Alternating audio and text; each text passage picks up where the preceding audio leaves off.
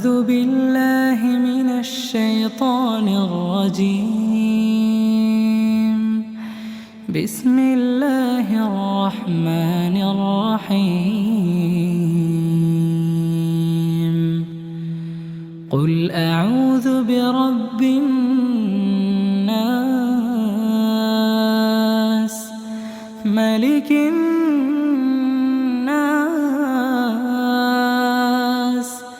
إله الناس،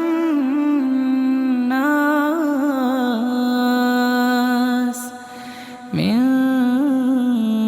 شر الوسواس الخناس،